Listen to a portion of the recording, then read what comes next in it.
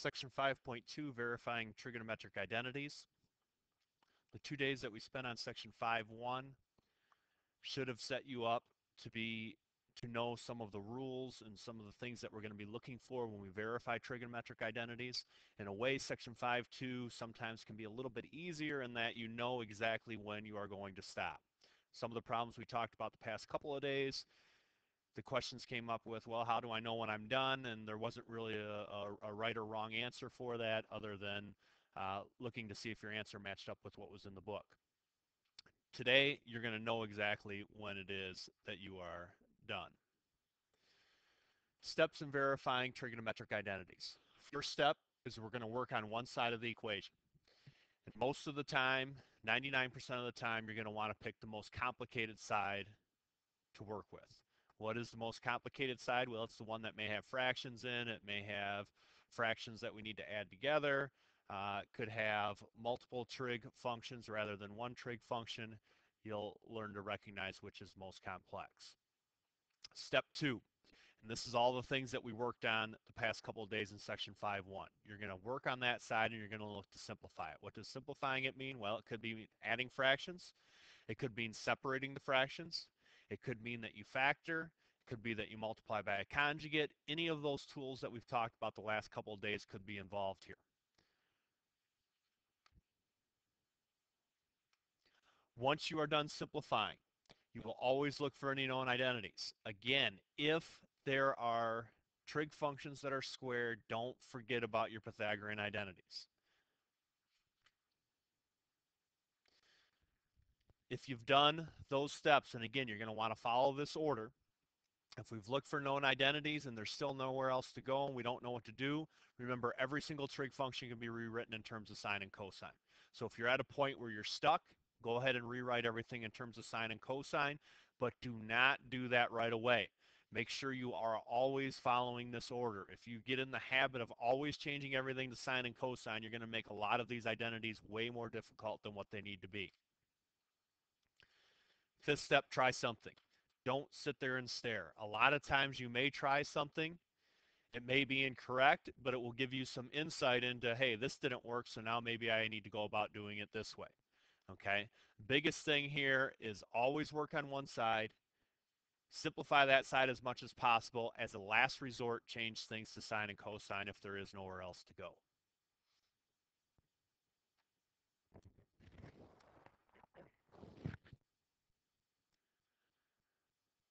First identity here, we're going to verify in two different ways. Looking at this, we need to pick the most complicated side first. Left side has fractions in it. Right side's only one trig function. It's all by itself. So obviously here the left side is the most complex. I'm going to draw that line down separating the two sides so I know which side it is that I'm working with. If we look back at our checklist here, we're going to work on one side of the equation. So we already picked the left. We're going to simplify that side. Well, there's nothing really that we can simplify right away. But step 3, look for known identities. We do have a Pythagorean identity up on top. Secant squared minus 1. If you look at your identities, secant squared minus 1 is the same thing as tangent squared. So now I have tangent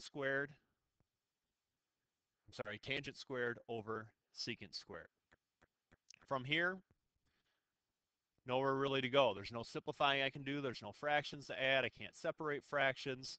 So we would be at a point where, hey, we're kind of stuck. We don't know where to go. So let's go ahead and do that step 4.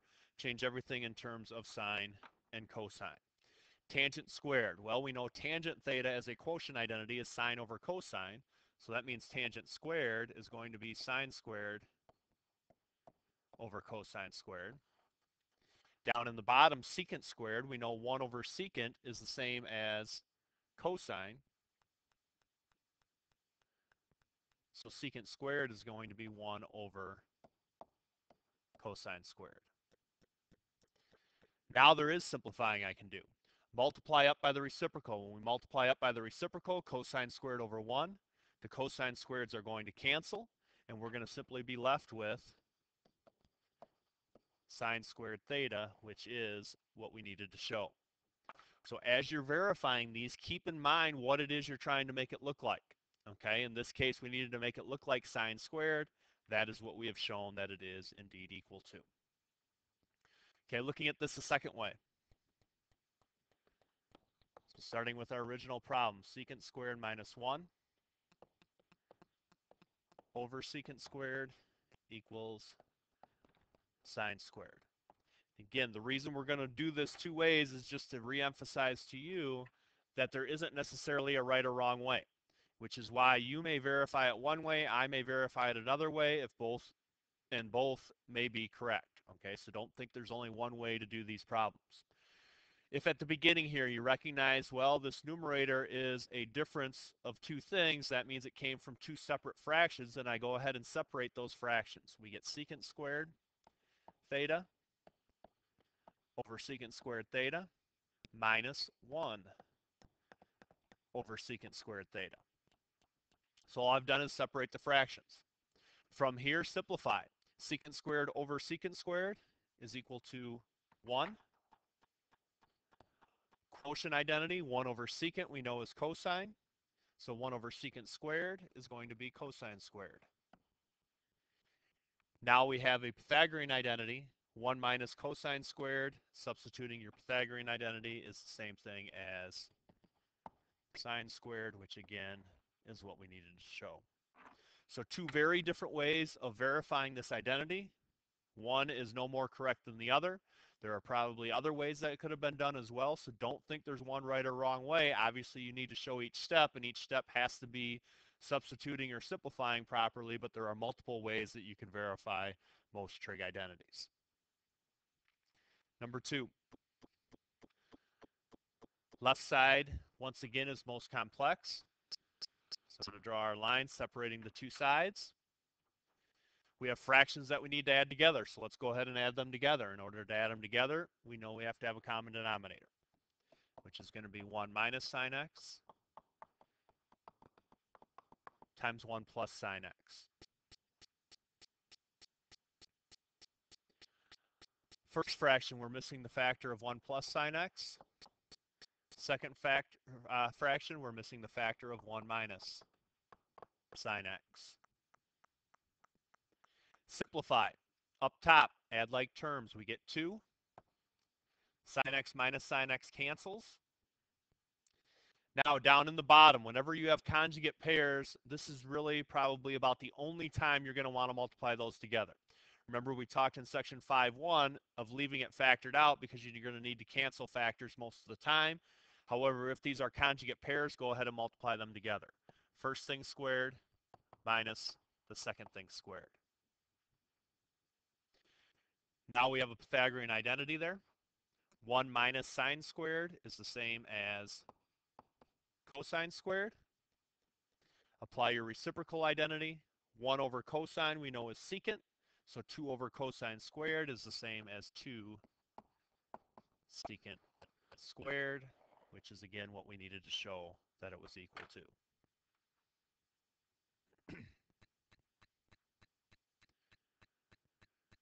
Number 3.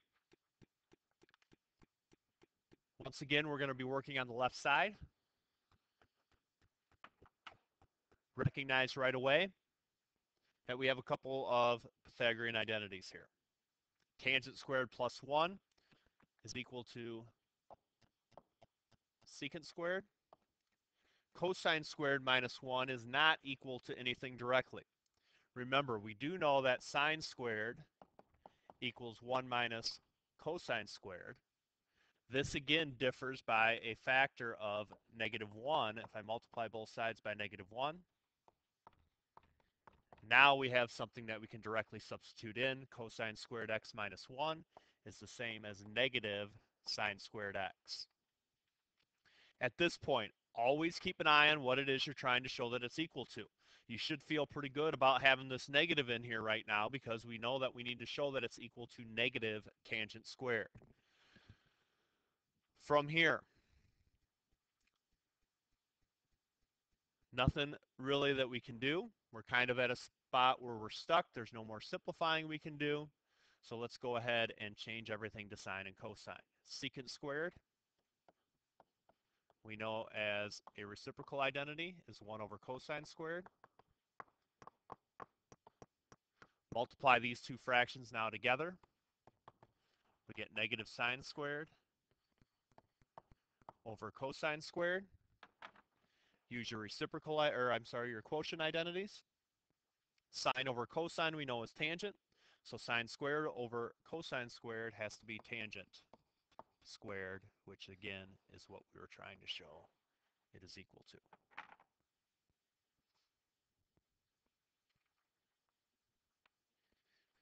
Number 4. This one not quite as easy to see, which is the most complex side.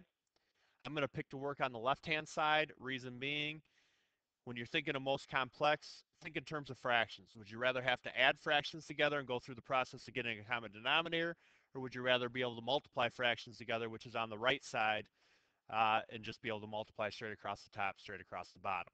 Most students think it's much easier to multiply because we don't have to worry about finding the common denominator, so let's pick the left side to work with here. Right away here, there's nothing we can simplify.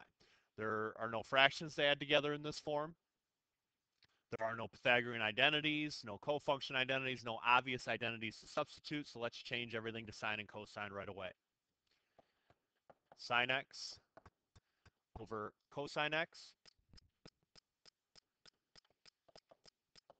plus tangent, remember, is cosine x over sine x. Now we do have some fractions we need to add together, so let's go ahead and do that. In order to add fractions, we need a common denominator.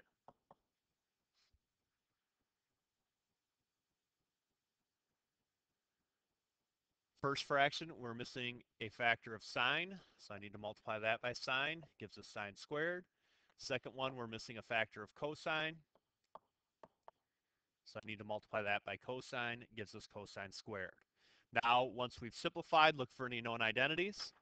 Sine squared plus cosine squared we know is just 1. So I have 1 over sine x times cosine x. Apply your reciprocal identities. 1 over sine x is the same as cosecant. 1 over cosine is the same as secant. Multiplication, it does not matter the order. So we have secant x times cosecant x, which is what we needed to show.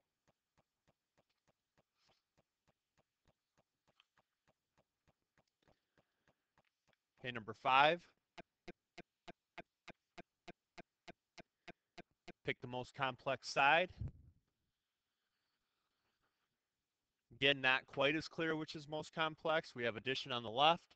We have division and subtraction on the right, so let's pick the right side. This one, the first step, is a little bit more difficult to see. If you remember what we did in section 5.1, we had some problems where the goal was rewrite the problem without any fractions. And that's basically what we need to do here because we have fractions on the right. We don't have any fractions here on the left. To rewrite it without fractions,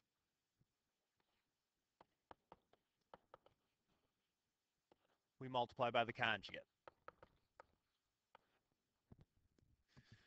When I multiply this right side by the conjugate, up top we get cosine y times 1 plus sine y. In the bottom, 1 minus sine squared y.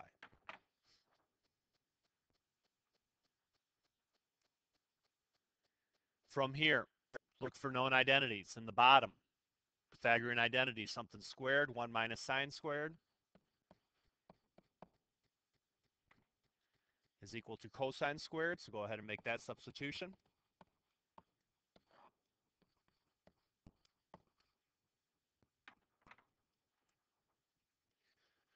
You can see that this factor of cosine in the numerator would cancel with one of those in the bottom. Leaves me up top with 1 plus sine y. In the bottom with cosine y. So we're getting closer to what we need to be. Notice on the left side, again, we should be feeling good about this. We now have an addition on the right side. We know it needs to be an addition that we're trying to show. We want two terms, though. The left side is separated into two terms, so let's separate the fractions here. That's 1 over cosine y plus sine y over cosine y. And finally, apply your two identities. 1 over cosine is the same